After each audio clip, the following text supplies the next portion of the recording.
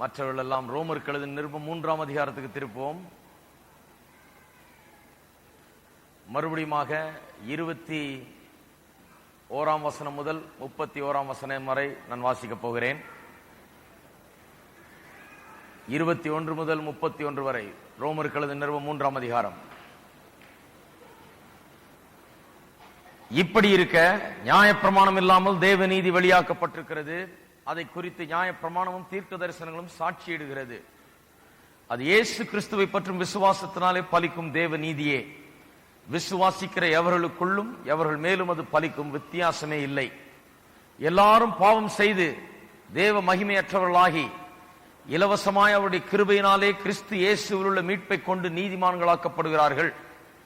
தேவன் பொறுமையாயிருந்த முற்காலத்தில் நடந்த பாவங்களை தாம் பொறுத்து கொண்டதை குறித்து தம்முடைய நீதியை காண்பிக்கும் பொருட்டாகவும் தாம் நீதி உள்ளவரும் இயேசுவினிடத்தில் விசுவாசமாயிருக்கிறவனை நீதிமான் ஆக்குகிறவருமாய் விளங்கும்படி இக்காலத்திலே தமது நீதியை காண்பிக்கும் பொருட்டாகவும் கிறிஸ்து இயேசுவினுடைய இரத்தத்தை பற்றும் விசுவாசத்தினாலே பலிக்கும் கிருபாதார பலியாக அவரையே ஏற்படுத்தினார். இப்படி இருக்க மேன்மை பாராட்டல் எங்கே? அது நீக்கப்பட்டதே. எந்த பிரமாணத்தினாலே? கிரியா பிரமாணத்தினாலேயா? அல்ல, விசுவாச பிரமாணத்தினாலேயே. ஆதலால் மனுஷன் நியாய பிரமாணத்தின் கிரியைகள் இல்லாமல் விசுவாசத்தினாலே நீதிமானாக்கப்படுகிறான் என்று தீர்க்கிறோம். தேவன் யூதருக்கு மாத்திரமா தேவன்? புறஜாதிகளுக்கும் தேவன் அல்லவா? ஆம், புறஜாதிகளுக்கும் அவர் தேவன் தான். விருத்த சேதனம் உள்ளவர்களை விசுவாசத்தினாலும் விருத்த சேதனம் இல்லாதவர்களை விசுவாசத்தின் மூலமாயும் நீதிமான்களாக்குகிற தேவன் ஒருவரே. அப்படியானால் விசுவாசத்தினாலே நியாயப்பிரமாணத்தை அவமாக்குகிறோமோ? அப்படி இல்லை, அப்படி அல்ல. நியாயப்பிரமாணத்தை நிலை நிறுத்துகிறோமே. வேதத்திலேயே மிகவும் முக்கியமான ஒரு வேத பகுதி என்று இதை குறித்து அநேக வேத வல்லுநர்கள் சொல்லுகிறார்கள். அது ஏன் என்று இப்பொழுது அநேகருக்கு விளங்கி இருக்கும் என்று நினைக்கிறேன். 21 முதல் 24 வசனங்கள் ரட்சிப்பின் வழி என்ன என்பதை குறித்து பேசுகிறது. அது தேவனால் உண்டாக்கப்பட்ட வழி. அதில் 5 காரியங்கள் அடங்கி இருக்கிறது என்பதை குறித்து நான் போதித்தேன். ரட்சிப்பின் வழி ஏதோ மனுஷன் கண்டுபிடித்த வழி அல்ல, மனுஷன் உண்டாக்கி கொள்ளுகிற வழி அல்ல. தனக்காக தேவன் மனுஷனுக்காக உண்டாக்குகிறது தான் ரட்சிப்பின் வழி. அதை குறித்து நாம் படித்தோம். 25ஆம் வசனத்திலிருந்து இந்த ரட்சிப்பின் தன்மை என்ன, the characteristics of our salvation, ரட்சிப்பினுடைய தன்மை என்ன என்பதை குறித்து நாம் பார்த்து கொண்டு வருகிறோம். அதிலே பல காரியங்களை நாம் கண்டோம். தேவன் பேரில் ஏற்பட்டிருந்த களங்கம், முற்காலத்திலே பாவங்களை தேவன் பொறுத்து கொண்டார், சகித்துக் கொண்டார், அதை சரியாக தண்டிக்கவில்லை. பாவம் செய்தவர்களை அவர் தம்முடைய வார்த்தையின்படி தண்டிக்கவில்லை என்கிற பெரிய களங்கத்தை அவர் கல்வாரி சிலுவையிலே இயேசுவை தண்டித்ததன் மூலமாக, அவரை கொன்றதன் மூலமாக, அவரை பாடுகளுக்குள்ளாக்கி அவருடைய ஜீவனை எடுத்ததன் மூலமாக தன் மீது இருந்த களங்கத்தை தேவன் நீக்கி கொண்டார். நீதி உள்ளவர் அவர் என்பதை நிலைநிறுத்தி இருக்கிறார். தம்முடைய நீதியை காண்பிக்கும் பொருட்டாக இப்படி செய்திருக்கிறார் என்பதை பார்த்தோம். கிருபாதார பலியாக அவரை ஏற்படுத்தினார், கிருபாசனமாக அவரை ஏற்படுத்தினார் என்பதை பார்த்தோம். அவருடைய ரத்தம் எப்படி நம்மை ரட்சிக்கிறது என்பதை பார்த்தோம். மீட்பு என்றால் என்பது என்ன என்பதை குறித்து பார்த்தோம். கடைசியாக இப்படி ரட்சிப்பின் தன்மை இப்படிப்பட்டதா இருக்கிறபடினாலே மனுஷன் இதுல ஒண்ணும் செய்யல, மனுஷனுடைய வல்லமை எதுவும் இல்லை, மனுஷனுடைய திட்டம் எதுவும் கிடையாது, மனுஷனுடைய ஞானம் எதுவும் இதுல கிடையாது. இது தெய்வ ஞானம், தேவனுடைய திட்டம், தேவனுடைய உயர்ந்த ஆலோசனையின்படி இது நடந்திருக்கிறது. அவருடைய வல்லமையின்படி தான் ரட்சிப்பு மனுஷனுக்கு வருது. அவர் உலகத்தில் வந்து அவர் சிலுவையில மரித்து, அவர் ரத்தம் சிந்தி, அவர் ஜீவனை விட்டு, அவர் நம்மை கிரயம் கொடுத்து வாங்கி கொண்டார். இப்படி தேவனே எல்லாவற்றையும் செய்திருக்கும் போது மேன்மை பாராட்டல் எங்க? எங்க தாத்தா காலத்திலிருந்து நான் கிறிஸ்தவன், நான் யூதன், நான் இப்படி ஆக்கும், நான் இந்த சபை ஆக்கும், எங்க தாத்தா காலத்திலிருந்து நாங்க இப்படி இருக்கு, அந்த மேன்மை பாராட்டெல்லாம் கிடையாது. நீங்க யாரா இருந்தா என்ன? இந்துவா இருந்து இன்றைக்கு இயேசுவை ஏற்றுக்கொண்டிருந்தால் என்ன? இல்ல உங்க பூட்டங்காலத்திலிருந்து பெரிய சபையிலேயே வளர்ந்து சபையை குறித்த காரியங்கள்லாம் அறிஞ்சு 10 சபையை கட்டி இருந்தால் என்ன? எல்லாரும் ஒரே விதமா தான் ரட்சிக்கப்படும். 10 சபையை கட்டின ஆளுன்றதுனால அந்த ஆளுக்கு தனி வழி இல்ல, ரட்சிப்புக்கு ஒரே வழிதான். அது கர்த்தரிட்ட வழி, கர்த்தர் தீட்டின வழி. அந்த ரட்சிப்பின் வழி மூலமாக தான் அவனும் வர வேண்டும். ஆகையால் மேன்மை பாராட்டல் எங்கே? அதான் போன வாரம் படித்தோம். பரலோகத்திலே இந்த மேன்மை பாராட்டுற ஆட்கள், மற்ற காரியங்கள் குறித்து மேன்மை பாராட்டுகிறவர்கள், பெருமைக்காரர்களுக்கு இடமே கிடையாது. There's no pride in heaven. பரலோகத்தில் பெருமை என்பதுக்கு இடமே கிடையாது. பரலோகம் போய் சேர்ற எல்லாரும் அங்க போன உடனே புரிஞ்சுக்குவாங்க, நம்ம கையில ஒண்ணும் கிடையாது. கர்த்தர் கிருபையா என்னை ரட்சித்தார். இங்க நான் வந்திருக்கிறதே கர்த்தருடைய பெரிய கிருபைதான். இங்க நான் வந்து சேர்ந்து அவருடைய சமூகத்தில் நிற்கிறதே அவருடைய பெரிய தயவும் இரக்கமும் கிருபையும் தான் என்பதை புரிந்து கொள்வார்கள். பரலோகத்தில் பெருமைக்கு இடமே கிடையாது. பெருமை உள்ள ஆள் ஒரு ஆள் கூட பார்க்கவே முடியாது. இங்க ஒருவேளை சிலர் ஒன்னும் புரியாம, சத்தியம் புரியாம சில பெருமை பாராட்டி கொண்டிருக்கலாம். அங்க போன உடனே தாழ்மை தானா வந்துடும். ஏனென்றால் ஒரு காரியம் நிச்சயமா புரியும், இது நம்முடைய ஆற்றலோ ஞானமோ செயலோ அல்ல, நம்முடைய வல்லமை அல்ல. ரட்சிப்பு தேவனுடைய கிருபை, அவருடைய மகா தயவு இரக்கம், அதை தவிர வேற ஒன்றும் இல்லை. நம்முடைய குவாலிபிகேஷன் இல்ல, நம்முடைய தகுதி இங்க வரவே வராது. நம்முடைய தகுதின்னு பார்த்தா ஒரு ஆள் கூட தேவனிடத்தில் வரவே முடியாது. மேன்மை பாராட்டல் எங்கே சொல்ற? ஏன்னா நம்ம கிரிய பிரமாணத்தினால அல்ல, விசுவாச பிரமாணத்தினாலே ரட்சிக்கப்பட்டோம். இப்பொழுது 29-30 வசனத்தை பார்ப்போம். தேவன் யூதனுக்கு மாத்திரமா தேவன், புறஜாதிகளுக்கும் தேவன் அல்லவா? ஆம், புறஜாதிகளுக்கும் அவர் தேவன் தான். விருத்த சேதனம் உள்ளவர்களை விசுவாசத்தினாலும் விருத்த சேதனம் இல்லாதவர்களை விசுவாசத்தின் மூலமாயும் நீதிமான்களாக்குகிற தேவன் ஒருவரே.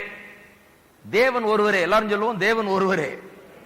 பவுல் அப்போஸ்தலன் அவருடைய தர்க்கத்தை இப்பொழுது ஒரு முடிவுக்கு கொண்டு வருகிறார். என்ன தர்க்கம்? மனுஷனுக்கு இதுல ரட்சிப்புல ஒரு வேலையும் கிடையாது. மனுஷன் மேன்மை பாராட்டுறதுக்கு எந்த காரணமும் கிடையாது.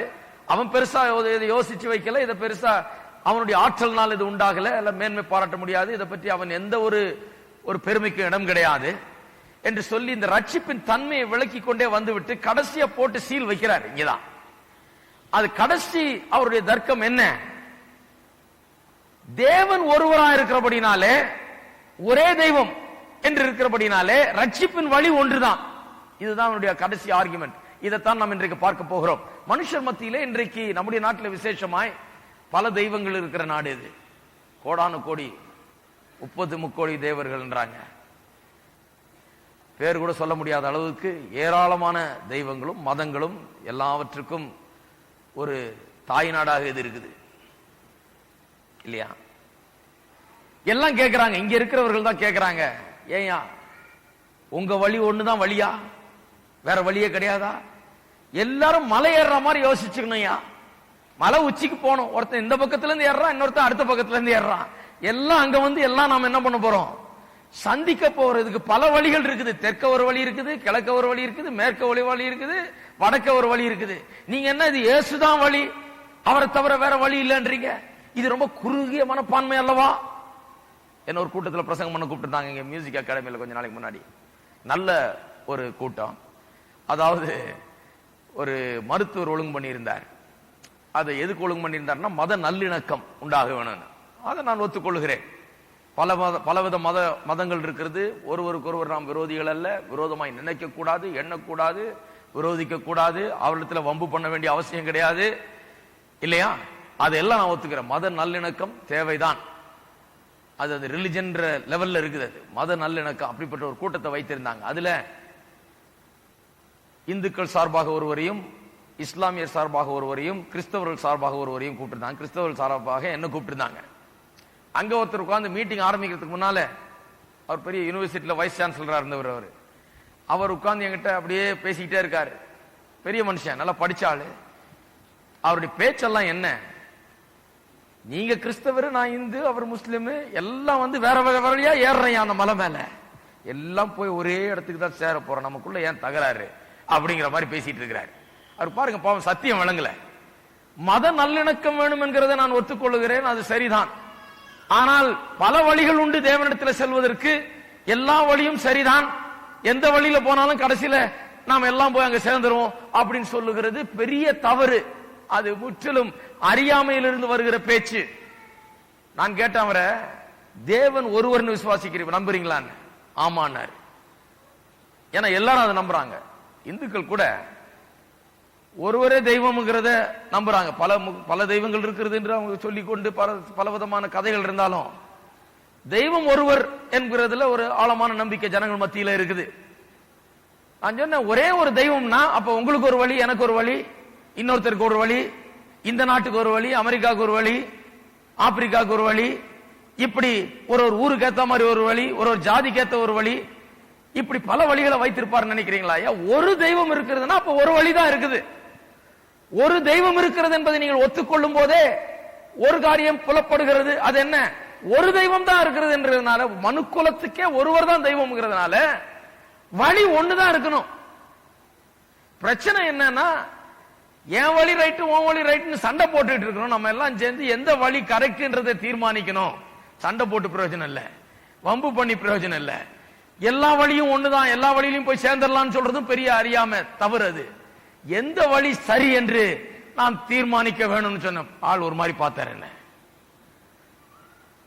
நாங்க வழியை பற்றி சண்டை போடுறது இல்லையா?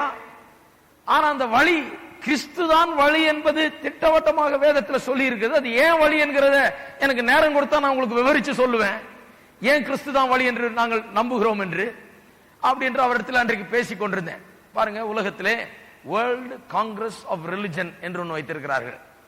பெரிய பெரிய கான்பரன்ஸ் எல்லாம் வைக்கிறாங்க, எல்லாரையும் கூப்பிட்டு பேசுறாங்க, பெரிய மத தலைவர்கள்லாம் கூப்பிட்டு. அவருடைய கருத்து என்ன?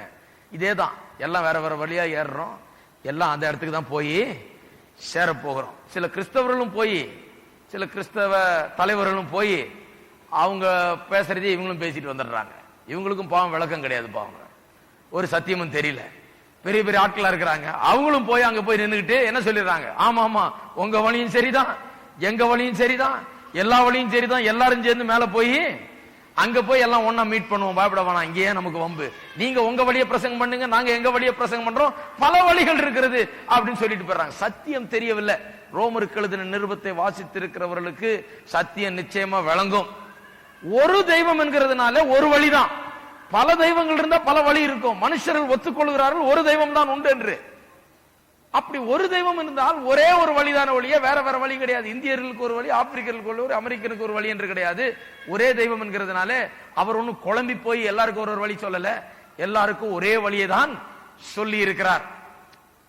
நாம் திருப்போம் அப்போஸ்தலர் நடபடிகளுக்கு திருப்போம். அப்போஸ்தலன் பவுல் ஒரு இடத்துல பிரசங்கம் பண்ணும்போது இதை குறித்து அருமையாக ஜனங்கள் மத்தியில் எடுத்து சொல்லுகிறார்.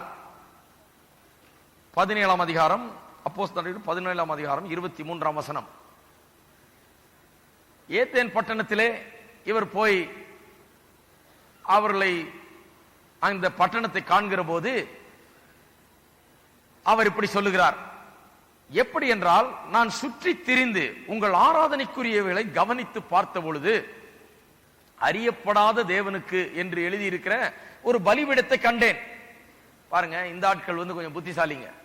ஏதேன் பட்டணத்தில் உள்ள ஆட்கள்லாம் பெரிய பிலாசபர்ஸ், தர்க்கவாதிகள், ரொம்ப யோசனைக்காரங்க, மூளை அறிவை ரொம்ப உபயோகப்படுத்துறவங்க. அவங்க பார்த்தாங்க, எதுக்கு வம்பு, பேசாம ஒரு பலிபீடத்தை கட்டி உன் தெய்வம் பேரை போடுறதா என் தெய்வம் பேரை போடுறது, இந்த வம்பே வேண்டாம், அறியப்படாத தெய்வம் அப்படின்னு போட்டுருவோம். தெரியல யார் தெய்வம்னு. அந்த எந்த தெய்வமோ, எது உண்மையான தெய்வமோ, எது மெய்யான தெய்வமோ, அதுக்கென்று இந்த பலிபீடம் கட்டப்பட்டிருக்கிறது என்று சொல்லி பலிபீடத்தை ஒன்றை போட்டார்கள். போட்டுட்டு அறியப்படாத தேவனுக்கு என்று எழுதி வைத்திருக்கிறார்கள். பவுல் அப்போஸ்தலன் அங்க போய் நின்றுகிட்டு அதை பார்த்துட்டு பிரசங்கம் பண்றார்.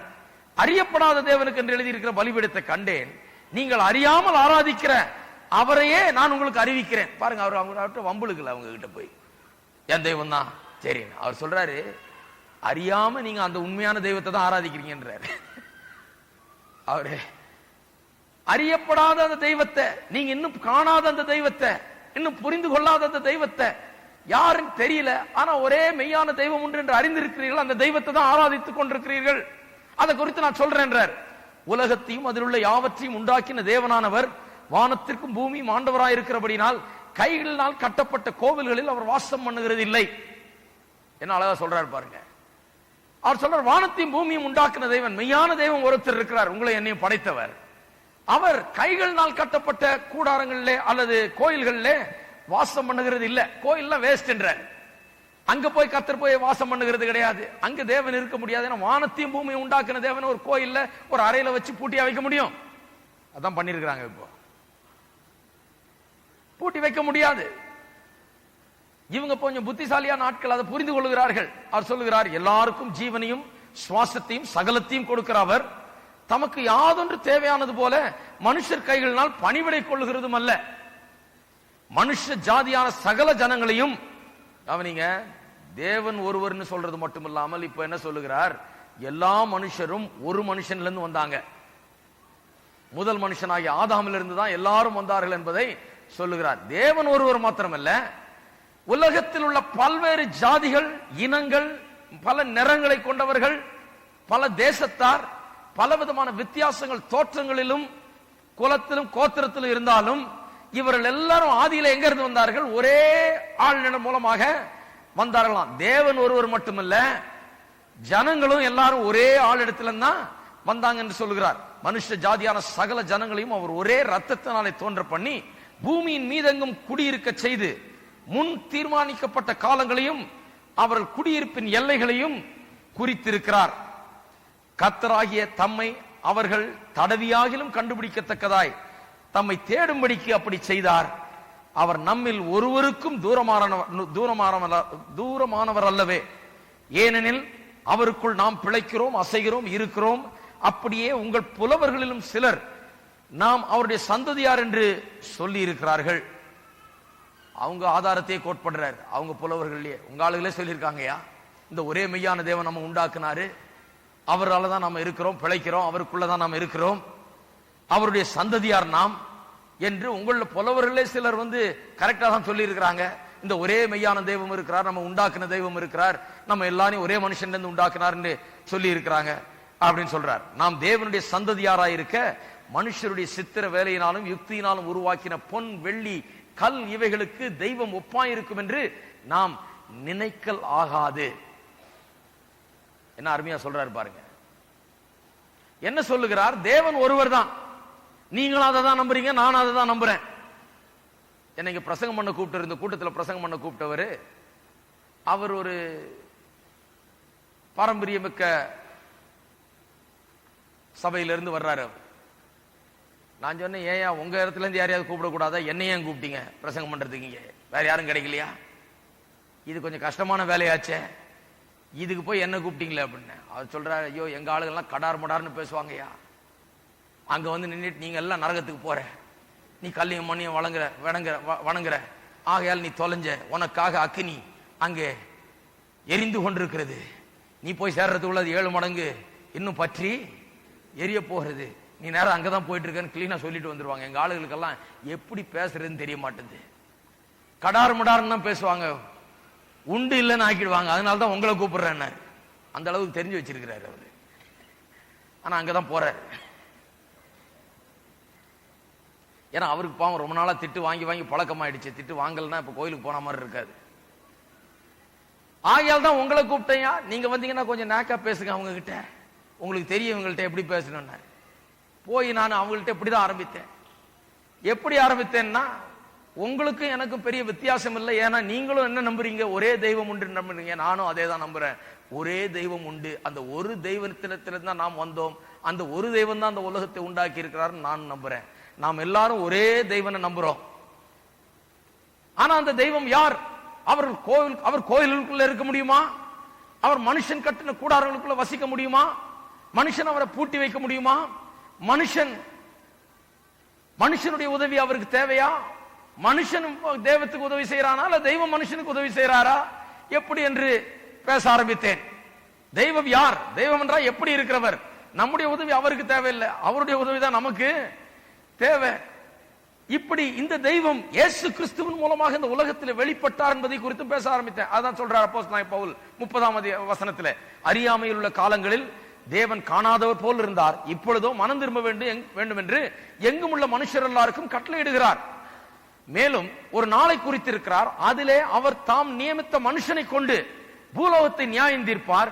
அந்த மனுஷனை மரித்தோரிலிருந்து எழுப்பினதினாலே அதன் நிச்சயத்தை எல்லாருக்கும் விளங்க பண்ணினார். அவனுக்கு எங்க போயிட்டு கரெக்டா மனுஷனுக்கு வந்துட்டார், இயேசுக்கு வந்துட்டார். இயேசுக்கு வந்துட்டு என்ன சொல்றார்? உயிர் தெழுப்பினதன் மூலமாக, இயேசுவை உயிரோடு எழுப்பினதன் மூலமாக ஒரு காரியத்தை ஆண்டவர் உலகத்துக்கு காண்பித்திருக்கிறார். என்ன காண்பித்திருக்கிறார்?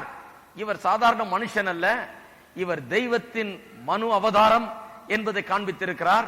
இவர் தேவன் பூலோகத்துக்கு வந்தவர், நமக்காக பலியானவர். அந்த சிலுவையில பலியாகி நமக்காக ரத்தம் சிந்தின பிறகு தேவன் அவரை உயிரோடு எழுப்பி இருக்கிறார். அதுதான் இதற்கு காரணம். இதுதான் இயேசு கிறிஸ்து வந்ததுக்கும் சிலுவையில மரித்ததற்கும் உயிர்த்தெழுதலுக்கும் உள்ள பின்னணி.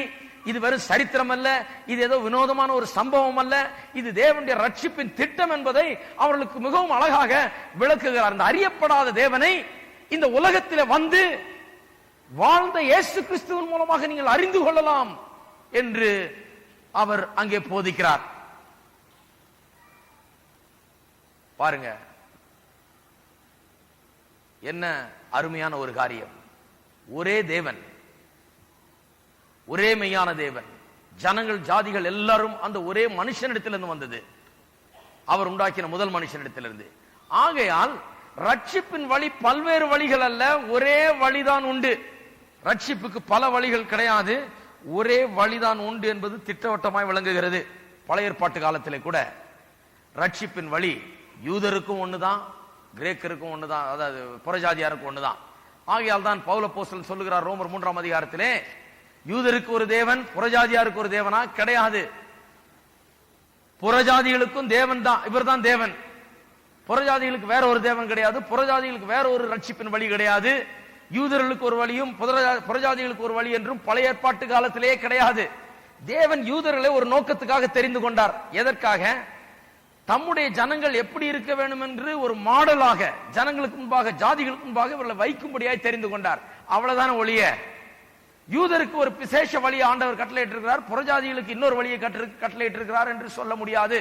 அந்த காலத்திலேயே புறஜாதிகள் தேவனிடத்தில் வர வேண்டும் என்றால் அவர்கள் பல்வேறு கல்லையும் மண்ணையும் வணங்கி கொண்டிருந்தார்கள், பல்வேறு தெய்வங்களை வணங்கி கொண்டிருந்தார்கள், பல ரூபங்களில் அவர்கள் தெய்வங்களை உண்டாக்கி வணங்கி கொண்டிருந்தார்கள். ஆனால் இஸ்ரவேல் மக்களோ மெய்யான தேவனை வணங்கி கொண்டிருந்தார்கள். புறஜாதியானவன் தேவனிடத்தில் வர வேண்டும் என்றால் அந்த நாட்களில் கூட இஸ்ரவேல் ஜனங்கள் வணங்குகிற தேவன் இடத்துல தான் வந்தானவன். அவன் மெய்யான தேவனிடத்தில் வர வேண்டும் என்றால் அவன் வந்து இஸ்ரவேல் மக்களுக்கு கொடுக்கப்பட்டிருந்த பலிகளின் முறைமைகள், அவர்கள் எப்படி பலி செலுத்துறார்களோ அப்படி பலி செலுத்தி அதன் மூலமாக வந்து அவனும் ஒரு யூதனை போல ஆகி தேவனிடத்தில் வந்தான். கர்த்தர் வராதுன்னு சொல்லல, புறஜாதியார் வரக்கூடாதுன்னு சொல்லவே இல்லை. கர்த்தர் சொன்னால் யார் வேணா வரலாம். இவர்கள் ஒரு மாடலா தெரிந்து கொண்டிருக்கிறேன், இந்த ஜனக்கூட்டத்தை ஒரு முன்மாதிரியாக தெரிந்து கொண்டிருக்கிறேன். மற்றவர்கள் எல்லாம் மெய்யான தேவனிடத்தில் வரணுமா? நீ அவன் வழியில போக முடியாது, எல்லாரும் இங்க வரணும். யூதர்களுக்கு தான் என்னுடைய வழியை காண்பித்திருக்கிறேன், யூதர்களுக்கு இந்த பலியின் முறைமைகளை காண்பித்திருக்கிறேன், யூதர்களுக்கு ரத்தம் சிந்தது இல்லாமல் பாவ மன்னிப்பு கிடையாது என்பதை போதித்திருக்கிறேன். ஆகையால் என்னிடத்துல வர வேண்டும் என்றால் வந்து நீயும் ஒரு யூதனை போலாகி இதன் முறைமையை பின்பற்று என்று சொல்லுகிறார். யோவான் எழுதின சுவிசேஷம் 4ஆம் அதிகாரத்துக்கு திருப்போம். அங்கே ஒரு முக்கியமான ஒரு வசனத்தை 4ஆம் அதிகாரம் 22ஆம் வசனம். யோவான் எழுதின சுவிசேஷம் 4ஆம் அதிகாரம் 20ஆம் வசனம். நான் ரொம்ப நாளா இதை குறித்து எனக்குள்ள ஒரு கேள்வி, பிரச்சனை. அந்த காலத்தில் நான் சிறு வயதில் படித்துக் கொண்டிருக்கும் போது இதை வாசிக்கும் போதெல்லாம் எனக்கு ஒரு மாதிரி இருக்கும். என்ன அப்படி சொல்லிட்டாரு ஆண்டவர், ஒரு மாதிரி படார்னு எடுத்தெறிஞ்சு பேசிட்டாரு. அந்த சமாரியா ஸ்திரீ இடத்துல பேசிக் கொண்டிருக்கிறார். முதல்ல தண்ணி கேட்டார், அப்புறம் அந்த அம்மாட்ட அப்படியே பேச்சு கொடுத்தார். ஏன்னா உனக்கு தான் தண்ணி தேவை, நான் கொடுத்தேன்னா இனிமே தாகமே உனக்கு இருக்காதுங்கிற மாதிரி பேச ஆரம்பிச்சார். அந்த அம்மா தான் வாழ்க்கையில தாகம் உள்ளவர்களா இருக்கிறார்கள், அவருடைய வாழ்க்கை சரியில்லை, அவர்களுடைய தாகத்தை தணிக்க முடியவில்லை, அவர்கள் இப்படி ஒரு நிலையற்ற வாழ்க்கையை வாழ்ந்து கொண்டிருக்கிறார்கள் என்பதை அவர் பேசுகிறார். அந்த அம்மா கிட்ட பேசி அந்த ஒரு பெண்ணை உணர்த்தி விட்டு அவளுடைய புருஷனை பற்றி கேட்கிறார். புருஷனை பற்றி கேட்ட உடனே உண்மையெல்லாம் வெளியே வருது. இவரே ஒரு தீர்க்கதரிசியை போல அந்த பெண்ணை குறித்த ரகசியங்களை வெளியிடுகிறார் அந்த பெண்ணிடத்திலே. அந்த பெண் ஆச்சரியப்பட்டு போய் நீ ஒரு தீர்க்கதரிசி போல இருக்கு என்று சொல்லி அவரிடத்தில் சொல்லுகிறது. அதை நாம் பார்க்கிறோம் அந்த வசனங்களிலே. இவர் தீர்க்கதரிசி, இவர் தேவனுடைய மனுஷன் தெரிஞ்ச உடனே இந்த பொல்லாத பெண் எப்படியாவது இவர் கையிலும் தப்பிக்கணும்னு சொல்லி பேச்ச மாற்றுகிறது. நிறைய பேர் பாருங்க, சுவிசேஷத்தை சொன்னீங்கன்னா சொல்ல சொல்ல கேட்பாங்க. ஆனா ரட்சிக்கப்படுற நேரம் வந்து அவளுடைய மனம் குத்தப்பட்டு ரட்சிக்கப்படணும்னு வரும்போது என்ன பண்ணுவாங்க? பேச்ச மாத்துவாங்க, வேற ஏதாவது கேட்பாங்க. ஆமா, உங்க கோயில்ல கையெல்லாம் தட்டுறீங்களா? நீங்க உங்க கோயில்ல என்ன குதிச்சு குதிச்சு ஆடுறீங்களா? உங்க கோயில்ல இப்படி பண்றீங்களா? அப்படி இது சரியா அது சரியான்னு சம்பந்தம் இல்லாத கேள்விகளை கேட்பாங்க. ஏன்னா அவங்க இப்ப பாவத்தை குறித்த ஒரு உணர்வு ஏற்பட்டு விட்டது, தேவனை குறித்த ஒரு உணர்வு ஏற்பட்டு விட்டது, ரட்சிக்கப்படணும், உள்ள ஆண்டவரத்தில் ஒப்பு கொடுக்கணும், அதுக்கு பதிலாக எப்படியா தப்பிச்சு ஓடலான்னு வேற கேள்விகளை கேட்பாங்க. அந்த அம்மா இந்த அம்மா அப்படிதான் கேட்கிறாங்க ஆண்டவரை. நல்லா வந்து மாட்டிக்கிட்டாங்க வகையா. இவர் தீர்க்கதரிசின்னு புரியுது, இவர் தேவனுடைய மனுஷன் புரியுது, இந்த அம்மாவுடைய பிரச்சனையெல்லாம் ஏற்கனவே இவர் சொல்லாமலே தெரிஞ்சு வச்சிருக்கிறாருன்னு புரியுது. புரிஞ்ச உடனே அந்த அம்மா தப்பிக்க வழி இல்லாம இவர்கிட்ட ஒரு கஷ்டமான கேள்வியை கேட்கிறாங்க. என்ன கேட்கிறாங்க? 20ஆம் வசனத்திலே, எங்கள் பிதாக்கள் இந்த மலையிலே தொழுது கொண்டு வந்தார்கள், நீங்கள் எருசலேமில் இருக்கிற ஸ்தலத்திலே தொழுது கொள்ள வேண்டும் என்கிறீர்களே என்றாள். இந்த அம்மா சமாரிய ஸ்திரீ. யூதர்களுக்கு சமாரியாருக்கும் ஆகவே ஆகாது. சமாரியர் என்பது ஹாஃப் ஜூஸ், யூதர்களில் கலப்படம் உள்ளவர்கள் அவர்கள். அவர்களுக்கும் யூதர்களுக்கும் ஆகவே ஆகாது. யூதர்கள் எப்போதும் இவர்களை தாழ்வாய் பார்த்தார்கள். சமாரியர்கள் எப்பவும் யூதர்களால் தொந்தரவு கொடுக்கப்பட்டு வந்தார்கள். அந்த அம்மா சொல்றாங்க, நீங்க சொல்றீங்க எருசலேமில் தான் ஆராதிக்கணும்னு, நாங்க சொல்றோம் எங்களுடைய மலையில, எங்களுக்கு இங்க ஒரு மலை இருக்குது, இங்க எங்க பிதாக்கள் தொழுது கொண்டு வந்தார்கள். எது கரெக்ட்?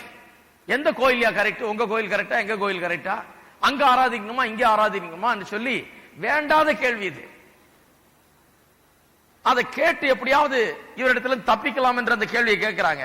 ஆனா இயேசு சொன்ன பதில் பாருங்க எப்படி இருக்குதுன்னு. அதற்கு இயேசு, ஸ்திரீயே,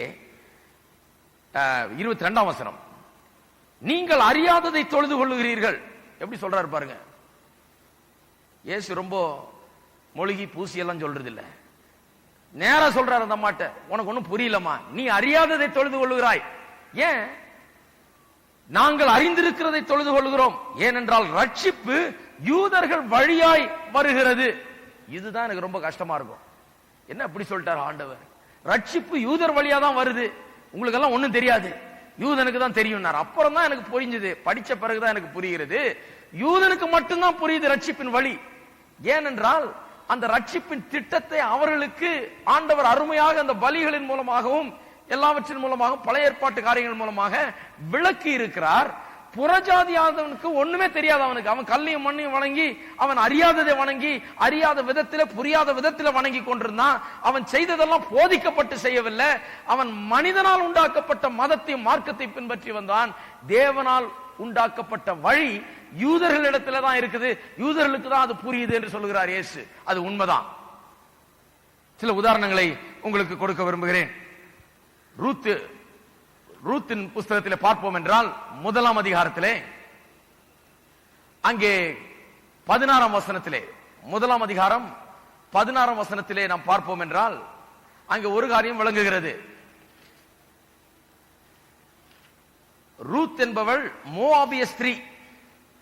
அந்த மோவாபிய ஸ்திரீ தன்னுடைய மாமியாளோடு போக விரும்புகிறாள். கணவன் எல்லாம் இறந்த பிறகு திரும்ப தங்களுடைய தேசத்துக்கு திரும்ப விரும்புகிறாள் மாமியார்.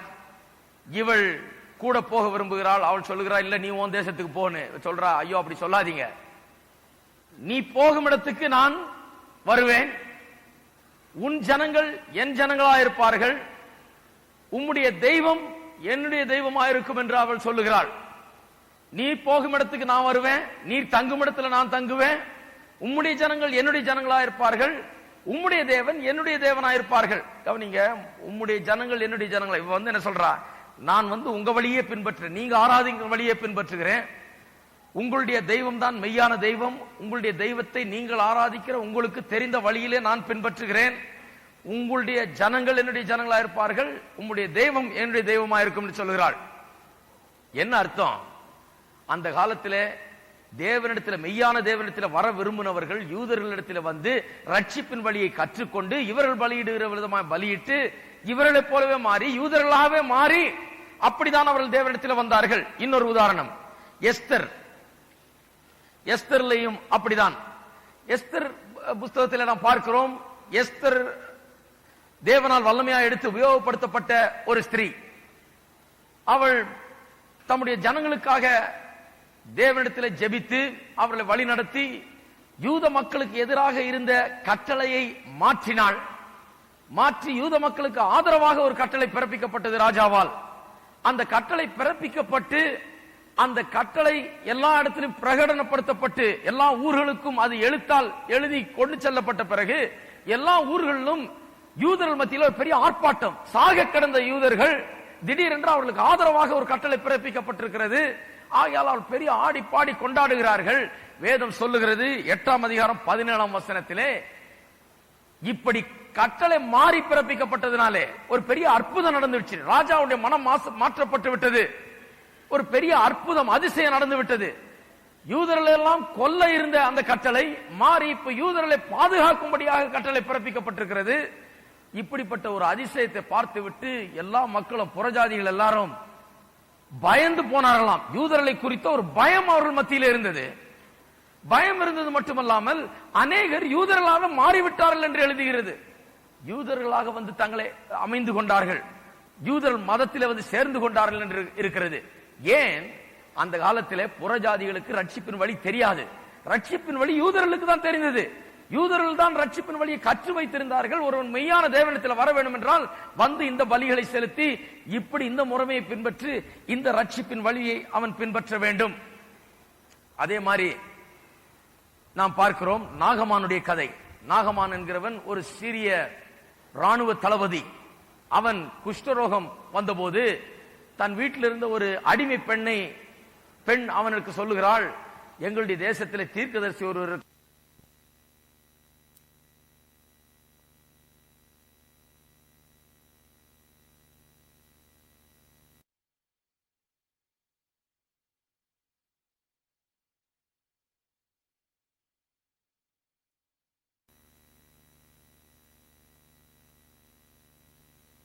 பெண்ணுடைய பேச்சை கேட்டு நேரா எலிசாவிடத்தில் போகிறான். அவன் போய் அங்க போனா எலிசா தீர்க்கதரிசி சொல்றாரு, போய் 7 முறை யோர்தான்ல கழுவிட்டு வான்னு. அவன் சொல்றான், எங்க ஊர்ல எத்தனை நதி இருக்குது, எங்க ஊர்ல எத்தனை குளம் இருக்குது, எங்க ஊர்ல இல்லாத புனித ஸ்தலங்களா, எங்க ஊர்ல இல்லாத குளமா நதியா, என்னையா இது போய் 7 தடவை முழுகிட்டு வர சொல்ற அப்படின்னு யோசிச்சான்.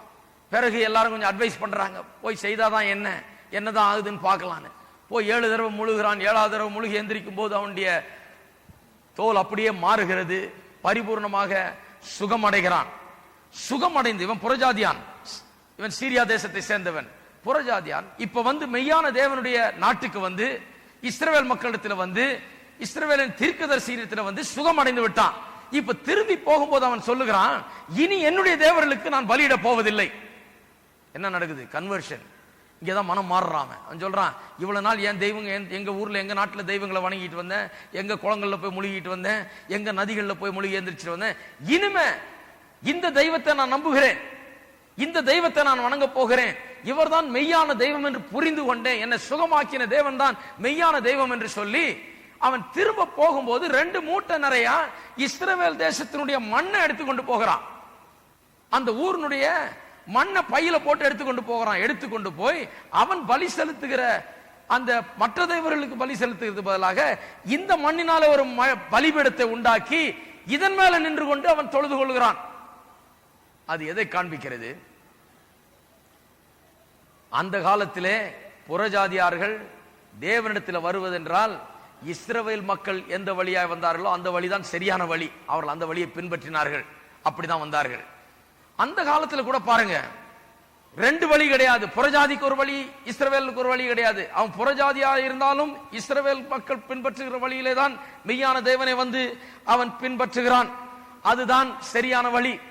இஸ்ரவேல் ஜனங்களுக்கு தேவன் போதித்திருந்தார், ரட்சிப்பின் வழியை அவர் காட்டி இருந்தபடினாலே எல்லாரும் வந்து யூதர்களாய் தங்களை மாற்றிக்கொண்டு அநேக நேரத்தில் யூத மார்க்கத்தை பின்பற்றினார்கள். ஏனென்றால் ரட்சிப்பின் வழி அதன் மூலமாய் வெளிப்பட்டிருந்தது.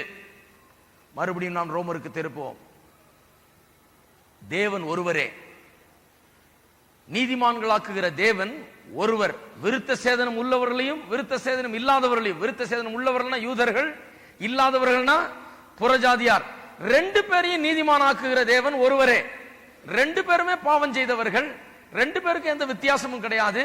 2 பேரும் கெட்டு போனவர்கள், 2 பேரும் தேவனுடைய கட்டளையை மீறினவர்கள்.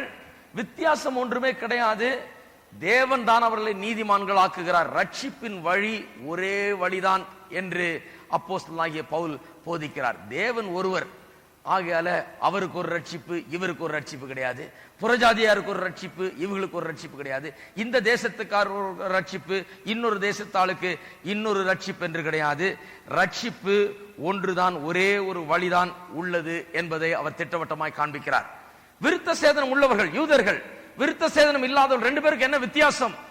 யூதர் என்ன சொல்றான்? எனக்கு 10 கற்பனைகள் இருக்கிறது. அதான் வித்தியாசம். நான் பெரிய ஆள். ஏனென்றால் தேவன் எனக்கு 10 கற்பனையை எழுதி கொடுத்திருக்கிறாரே. உனக்கு எழுதி கொடுத்திருக்கிறாரா? மற்ற ஜாதிகளுக்கு கொடுத்தாரா? எனக்கு தானே கொடுத்திருக்கிறார். ஆகையால் நான் பெரியவன், நான் உயர்ந்தவன். தேவன் எனக்கு 10 கட்டளை கொடுத்திருக்கிறார் அப்படின்னு சொல்றான். ஆனால் பவுல் அப்போஸ்தலன் என்ன சொல்லுகிறாரு? 10 கட்டளை கொடுத்த என்ன பிரயோஜனம்? அது செய்தியா? செய்ய முடியலையே. நீ 10 கட்டளையை செய்யல, அவனுக்கு 10 கட்டளை கொடுக்கப்படல. ஆனாலும் அவனுக்கு உள்ளாக எது நன்மை எது தீமை என்று அறியத்தக்க மனசாட்சி ஆண்டவர் கொடுத்திருக்கிறார்.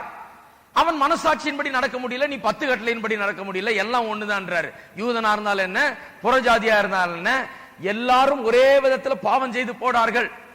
அவனுக்கு 10 கட்டளை கொடுக்கப்படாவிட்டாலும் புறஜாதியான் தனக்குள்ள இருக்கிற மனசாட்சியின்படி நடக்க முடியாமல் மனசாட்சியை மீறினவனாய் குற்றம் செய்தவனாய் காணப்படுகிறான். நீ 10 கட்டளை கொடுக்கப்பட்டு அதன்படி நடக்க முடியாமல் அதன் மூலமாக குற்றவாளியாக 10 கட்டளை மீறினவனாய் இருக்கிறாய்.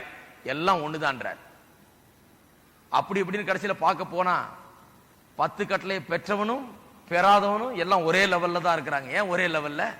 எல்லாரும் பாவம் செய்து தேவ மகிமையை அற்று போனார்கள். எல்லாம் ஒரே லெவல் தான். இன்னைக்கு பாருங்க, ஒரு நேரத்தில் இந்த இடத்துல ஒரு கல்யாணத்தை நடத்தினேன். சில வருஷங்களுக்கு முன்பாக கல்யாணத்தை நடத்திட்டு இறங்கி வரும்போது ஒரு ஆள் வந்தாரு. நல்லா கோட்டு சூட்லாம் போட்டுட்டு வந்தாரு. நல்லா குடிச்சிருப்பாரு போல இருக்கு.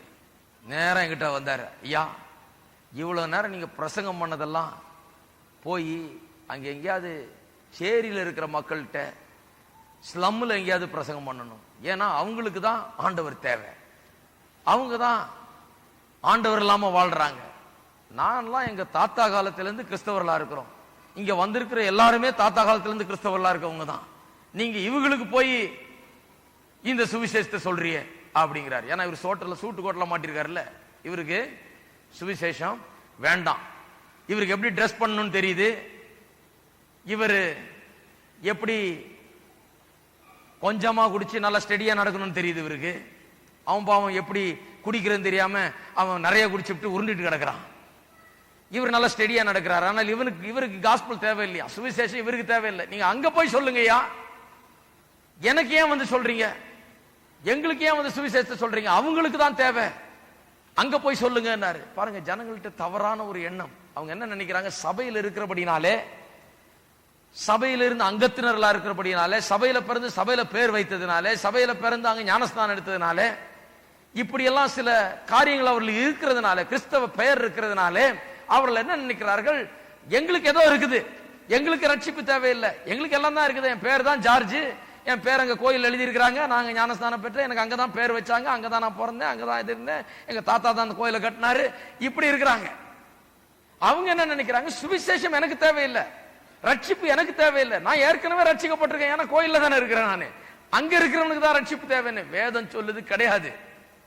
ரட்சிப்பு எல்லாருக்கும் தேவை. மனுஷனாய் பிறந்தது ஜார்ஜா இருக்கட்டும், பீட்டரா இருக்கட்டும், கிருஷ்ணனா இருக்கட்டும், முருகனா இருக்கட்டும், எல்லாருக்கும் ரட்சிப்பு தேவை. இருக்கிறீங்களா? ஏன்? அவன் ஒருவேளை என்னன்னு தெரியாம, மெய்யான தெய்வத்தை குறித்து அறியாமல், அவன் மனசாட்சியின்படி நடக்க முடியாமல் அவன் பாவத்தில் வாழ்ந்து கொண்டிருக்கலாம். இவர் மெய்யான தெய்வத்தை குறித்து அறிந்து கோயிலுக்கு போய் எல்லாம் கேட்டு இவரும் இன்னும் பாவத்தில் தான் இருக்கிறாரு. அப்ப ரெண்டும் ஒண்ணுதான். இவருக்கு ஜார்ஜின் பேர் வச்சு ஒன்னும் பிரயோஜனமே கிடையாது. அவனுக்கு இயேசுவை பற்றி தெரியாதனால அது ஒண்ணும் பெரிய பிரச்சனையே கிடையாது. ரெண்டு பேரும் ஒரே லெவல்ல தான் இருக்கிற, ரெண்டு பேரும் பாவிகள். வேதம் சொல்லுகிறது எல்லாரும் பாவம் செய்து தேவனுடைய மகிமை அற்று போனார்கள். அதுதான் வேத வசனத்தினுடைய சத்தியம். மனுஷனாய் பிறந்த ஒவ்வொருவனுக்கும் ரட்சிப்பு தேவை. ரட்சிப்பு இல்லாமல் அவன் தேவனிடத்தில் வர முடியாது. இந்த வேர்ல்ட் காங்கிரஸ் ஆஃப் ரிலிஜன்ல சொல்றாங்க, இது ரொம்ப குறுகிய ஒரு எண்ணம். என்ன எப்படி சொல்றீங்க? கொஞ்சம் பரந்த மனப்பான்மையோடு பார்க்கணும், கொஞ்சம் பரந்த மனப்பான்மையோடு சிந்திக்கணும். எல்லாரும் தப்பு, நாங்க தான் ரைட்டு, இதுதான் ஒரே வழி என்று நீங்கள் போதிக்க கூடாது. நானே வழியும் சத்தியம் ஜீவனுமா இருக்கிறேன் அந்த வசனத்தெல்லாம் மறந்துடணும். அதெல்லாம் ரொம்ப டூ மச், அதெல்லாம் நமக்கு தேவையில்லை. அது ரொம்ப குறுகிய மனப்பான்மை, அது இருக்கக்கூடாது என்று சொல்லுகிறார்கள். நாம் எல்லாரோடையும் சேர்ந்து ஜெபிக்கணும் அப்படின்னு சொல்லி எல்லாம் ஜெபம் பண்றாங்க. கிறிஸ்தவர்கள் எல்லாம் போய் பாதிரியாரெல்லாம் நின்றுட்டு, இங்க ஒரு இந்து நின்றுட்டு இருப்பாரு, அது பக்கத்துல ஒருத்தர் இஸ்லாமியர் நின்று இருப்பாரு, எல்லாரும் போய் வணங்கிட்டு இருப்பாங்க. இவரு சேர்ந்து இவர் ஒரு ஜெபம் பண்றாரு, அவர் ஒரு ஜெபம் பண்றாரு, எல்லாம் ஜெபம் பண்றாரு. நான் சொல்றேன், என்னால் அது பண்ண முடியாது. ஏன் அல்லாஹ் அவங்கெல்லாம் மோசம்? அப்படி கிடையாது. நான் எல்லாரையும் நேசிக்கிறேன், இந்துவா இருந்தாலும் முஸ்லிமா இருந்தாலும் எல்லாரையும் நேசிக்கிறேன். ஆனா நான் ஒரு காரியத்தை விசுவாசிக்கிறேன், அவர்கள் என் கூட வந்து முழங்கால் படியிடலாம், அவர்கள் என் கூட நின்று கையை கூப்பி ஜெபம் பண்ற மாதிரி பண்ணலாம். அவர்கள் வேணும் ஆக்ஷன் மட்டும் தான் பண்ணலாமோ ஒழிய தேவனிடத்துல போய் சேர முடியாது. ஏனென்றால் வேதம் சொல்லுகிறது, தேவனிடத்தில் வர வேண்டும் என்றால் அவருடைய விலையேற பெற்ற ரத்தத்தால் கழுவப்பட்டு அவரிடத்தில் நாம் சேர்க்கப்பட வேணும். அப்பதான் நம்முடைய ஜெபமே கேட்கப்படுகிறது. அப்பதான் நம்ம ஆண்டவரிடத்திலே வர முடியும். நம்ம கையை கூப்பினதுனால கேட்கறது இல்ல ஆண்டவர், நம்ம ஒரு ஜெபம்ன்ற பண்றதுனால கேட்கறது இல்ல ஆண்டவர். நாம் தேவனிடத்தில் சேருகிறது எப்படி? இயேசுவுடைய ரத்தத்தின் மூலமாக, ரட்சிப்பின் மூலமாக தேவனிடத்தில் சேர்றோம். அவர்கள் சேரவில்லை. அப்ப எப்படி ரெண்டு பேருடைய ஜெபமும் ஒன்னாகும்? அப்ப எப்படி அவருடைய ஜெபமும் என்னுடைய ஜெபமும் ஒன்று என்று சொல்லலாம்? கிடையாது, முடியாது. ரட்சிப்பின் வழி ஒன்று. அது என்ன? இயேசு சொல்லுகிறார், நானே வழி, சத்தியம், ஜீவன். பாருங்க, இன்றைக்கு உலகத்தில் நீங்கள் வாழும்போது நிறைய பேர் இதை கேட்பாங்க, ஏன்யா எங்க வழியெல்லாம் சரியில்லையா, உங்க வழி மாத்திரம்தான் சரியா? அதற்கு சரியான விதத்திலே நாம் அந்த கேள்விகளுக்கு பதில் சொல்ல வேண்டும். அவர்கள்ட்ட போய் வம்பு பண்ண வேண்டியதில்லை. ஆனால் ஒன்று சொல்லலாம், தேவன் ஒருவர், ஒரே தேவனிடத்தில் நாம் எல்லாம் வந்தோம், ஒரே தேவன் எல்லாத்தையும் உண்டாக்கினார். ஆகையால் ஒரே வழிதான், ரட்சிப்புக்கும் ஒரே வழிதான். அந்த வழி என்ன என்பதை திட்டவட்டமாய் நாம் வேதத்திலிருந்து எடுத்து காண்பிக்கக்கூடியவர்களாக நாம் இருக்க வேண்டும். அது மட்டுமல்லாமல் இந்த ரட்சிப்பின் வழி இப்படிதான், இதுதான் என்பதை நிச்சயமாக அறிந்து கொண்டால்தான் நாம் அதை மற்றவர்களுக்கு சொல்ல முடியுமே ஒழிய, நமக்கே அது சரியா தெரியலன்னா நம்ம மற்றவர்களுக்கு சொல்வது ரொம்ப கடினம். ரட்சிப்பின் வழி இதுதான். கர்த்தர் காலாகாலமாய் அதை வெளிப்படுத்தி வந்திருக்கிறார். யூதர்கள் மத்தியில் அதை வெளிப்படுத்தினவர். இப்பொழுது இக்காலத்தில் இயேசு கிறிஸ்துவின் மூலமாக அந்த ரட்சிப்பின் வழியை நமக்கு உண்டாக்கி இருக்கிறார். அந்த ரத்தம் சிந்துதலினாலே நமக்கு வாசல் திறக்கப்பட்டிருக்கிறது. நாம் தேவனிடத்தில் சேரும் ஸ்லாக்கியத்தை நாம் பெற்றிருக்கிறோம். தேவனிடத்தில் வருவதற்கு ஒரே வழி இயேசு கிறிஸ்து தான். அவர் அந்த வழியை நமக்கு திறந்து வைத்திருக்கிறார். அவர் தான் அது கதவா இருக்கிறார், அவர் தான் வாசலா இருக்கிறார். நாம் அந்த வாசலின் மூலமாக தான் நாம் வருகிறோம் என்பதை திட்டவட்டமாக வேத வசனம் நமக்கு போதிக்கிறது. புறஜாதிகளுக்கும் யூதருக்கும் ஒரே தேவன். சபையில் இருக்கிறவர்களுக்கும் சபைக்கு வெளியில் இருக்கிறவர்களுக்கும் ஒரே தேவன். கிறிஸ்தவ மார்க்கத்தில் பிறந்தவர்களுக்கும் மற்ற மதத்தில் மார்க்கத்தில் பிறந்தவர்களுக்கும் ஒரே தெய்வம் ஒன்றுதான். எல்லாரும் பாவம் செய்திருக்கிறார்கள். கிறிஸ்தவ மதத்தில் பிறந்திருந்தாலும் சரி, இந்து மதத்தில் பிறந்தாலும் சரி, எந்த மதத்தில் பிறந்த எல்லாரும் பாவம் செய்திருக்கிறார்கள். அப்ப எல்லாருக்கும் ரட்சிப்பு தேவை. எல்லாருக்கும் ரட்சிப்பின் வழி ஒன்றுதான். அந்த வழிதான் இயேசு கிறிஸ்து என்னும் வழி என்று வேதம் நமக்கு திட்டவட்டமாய் போதிக்கிறது. இந்த வழியை நாம் ஏற்றுக்கொண்டிருக்கிறோமா? இந்த வழியின் மூலமாக வந்திருக்கிறோமா? இல்லை எல்லா வழியும் அங்கதான் கொண்டு போய் சேர்க்குதுன்னு நினைச்சிட்டு இருக்கோமா? பாருங்க, பிரயாணம் பண்ணி கொண்டிருந்தேன் கொஞ்ச நாளைக்கு முன்னாடி. ஒரு கூட்டத்துக்கு போயிட்டு இருந்தோம். இந்த மாதிரி குரூசைடு வச்ச நேரத்தில் அந்த கூட்டத்துக்கு போறதுக்கு ஒரு 50 கிலோமீட்டருக்கு தூரமா தள்ளி தங்கி இருந்தோம். கூட்டத்துக்கு போகும்போது அப்படியே போயிட்டு இருந்தேன். இருட்டுல திடீர்னு ஒரு இடத்த விட்டுட்டேன். வழிய விட்டுட்டு ஒரு பஸ் பின்னால் அப்படியே போயிட்டேன். நான் பாட்டுக்கு வேகமா சீக்கிரம் போய் சேரணுமே. அந்த பஸ் வேற வழியா போகுது. கூட உட்கார்ந்துக்கிட்டு வர ஆளு சொல்றாரு, இந்த வழியிலும் போலாம், போ, இந்த வழியும் கொண்டு போய் சேர்த்துறோம், போலாம், நீ போன்றார். ஓட்டுறேன், எவ்வளோ நேரம் ஓட்டுறேன். கிட்டத்தட்ட மணி 8 ஆக போகுது, ஒன்னும் காணோம். இந்த வழி வேற எங்கேயோ போகுது. பாருங்க, நிறைய பேரு தங்களுடைய வாழ்க்கையில அப்படி இருக்கிறாங்க. எல்லா வழியும் ஒன்றுதான், எல்லா வழியிலும் போய் சேர்ந்துடலாம் நினைத்து கொண்டு அவர் போய்கொண்டிருக்கிறார்கள். வழி தப்பி போனோம் என்று வேதம் சொல்லுகிறது. இந்த வழிகள் நம்மை கொண்டு போய் சேர்க்கிறது இல்ல. சமாதானத்தின் வழி இது இல்ல. தேவனிடத்தில் கொண்டு போய் சேர்க்கிற வழி இல்ல. இது வெறுமையின் வழியா இருக்கிறது. அநேகருடைய வாழ்க்கை அப்படி இருக்குது. நான் போய் எங்கேயோ சுத்தி அப்புறம் அடிச்சு பிடிச்சு வந்து கிடைச்சது 8 மணிக்கு கூட்டத்தில் வந்து சேர்த்தா எல்லாம் நிக்கிறாங்க, காத்துக்கிட்டு நிக்கிறாங்க. வழியே தவற விட்டாச்சு. தவற விட்டு அப்புறம் திரும்ப வந்து சரியான வழியை பிடிக்க வேண்டியதா இருந்தது. அநேகருடைய வாழ்க்கை முழுக்க அப்படி வழி தப்பினவர்களாக தவறான வழியில சென்று இந்த வழியும் அங்கதான் கொண்டு போய் சேர்க்குதுன்றாங்க. சேர்க்காது. எல்லா வழியும் அங்க கொண்டு போய் சேர்க்கிறது இல்ல. தேவனிடத்தில் வருவதற்கு ஒரே வழி. அது என்ன? இயேசு கிறிஸ்து நமக்காக ரத்தம் சிந்தினார், நமக்காக மரித்தார், நமக்காக ஜீவனை விட்டார், நம்மை மீட்டுக் கொள்ளும்படியாக வந்தவர், நமக்காக பலியானார். அவர் மூலமாக தான் ரட்சிப்பு, பல வழிகள் கிடையாது. இவர் தான் ரட்சிப்பு என்று அறிந்து கொண்டு அதை ஏற்றுக்கொண்டு அதை விசுவாசிப்பதுதான் நம்முடைய வழி. நாம் எல்லாரும் எழுந்து நிற்போம்.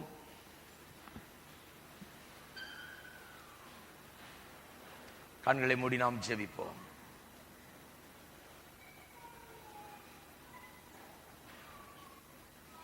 ஸ்தோத்திரம்.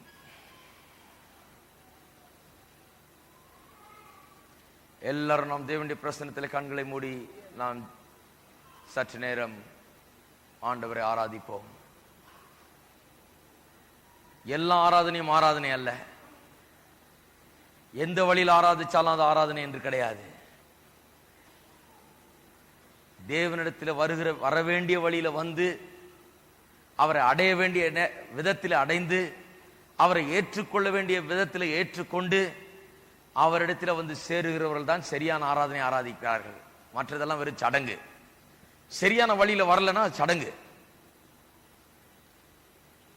இயேசுவை ஏற்றுக்கொண்டு அவரை ஆண்டவராக அறிக்கை செய்து அவர் மூலமாக தான் ரட்சிப்பு வருகிறது என்பதை ஏற்றுக்கொண்டு விசுவாசித்து ரட்சிப்பை பெறாதவர்கள் அவர்கள் ஆராதிக்கிற ஆராதனை வெறும் சடங்காகிறது. வெறும் சம்பிரதாயம், வெறும் சடங்கு, அவ்வளவுதான்.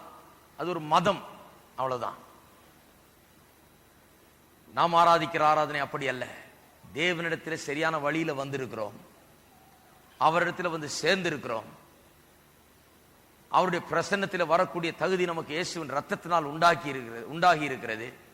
நம்முடைய ஆராதனை ஆவிக்குரிய ஆராதனை. நாம் அவரிடத்தில் வந்து அடைந்திருக்கிறபடினால், சேர்ந்திருக்கிறபடினால் நம்முடைய ஆராதனை ஆவிக்குரிய ஆராதனை.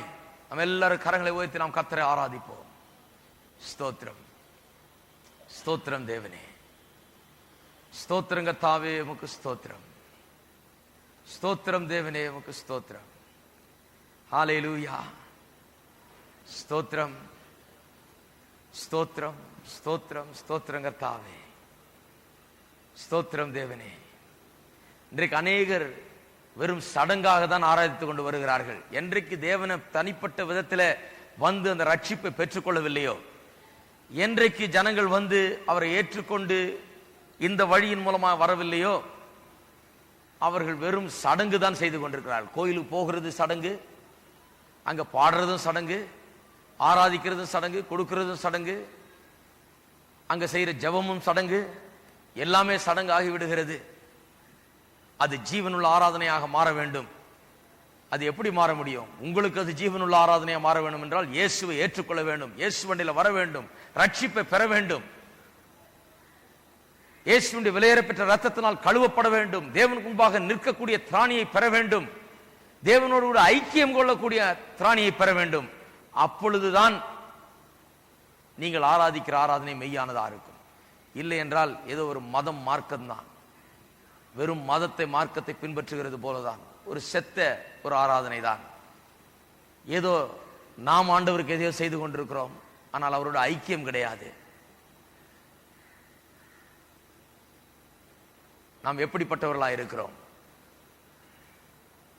இதுவரை நான் இயேசுவை ஏற்றுக்கொள்ளவில்லை, இந்த வழியின் மூலமாக, அவருடைய விலையேறப்பெற்ற ரத்தத்தின் மூலமாக நான் நுழையவில்லை, இயேசு எனக்காக மரித்தார் என்று ஏற்றுக்கொண்டு ரட்சிக்கப்படவில்லை, நான் தேவனிடையில் வந்து சேரவில்லை,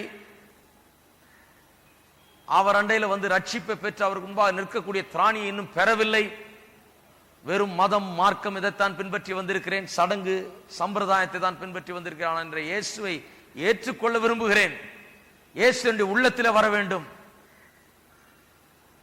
ரட்சிப்பின் வழி ஒன்றுதான், அந்த வழியை நான் இன்றைக்கு தெரிந்து கொள்கிறேன் என்று சொல்லுகிறவர்கள் கரங்களை உயர்த்தி காண்பீங்கள். உங்களுக்காக நான் ஜெபிக்க போகிறேன். ஜெபித்து நாம் முடிக்க போகிறோம்.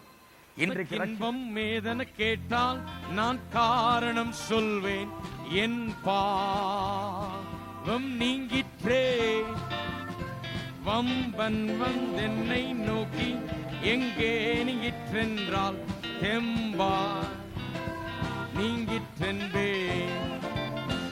அதை கல்வாரியின் ரத்தத்தாலே மூடியாச்சுதே, அவை வானம் பூமி போல நீங்கிற்றே, அன்பர் மறதி கடலுள்ளே ஆழ்ந்தது நன்றே, ஆமே சுத்தமானே. கர்த்தர் ஆசீர்வதிப்பார். அதை கல்வாரியின் ரத்தத்தாலே மூடியாச்சுதே, நீங்கிற்றே அன்பர் மறதி கடலுள்ளே ஆழ்ந்தது நன்றே. ஆமென். சுத்தமானே, அதை கல்வாரியின் ரத்தத்தாலே மூடியாச்சு, ஆனம் பூமி போல நீங்கிற்றே அன்பர் மறதி கடலுள்ளே ஆழ்ந்தது நன்றே. ஆமென். சுத்தமானே, அதை கல்வாரியின் ரத்தத்தாலே மூடியாச்சுதே, வானம் பூமி போல நீங்கிற்றே அன்பர் மறதி கடலுள்ளே ஆழ்ந்தது நன்றே. ஆமென். சுத்தமானே.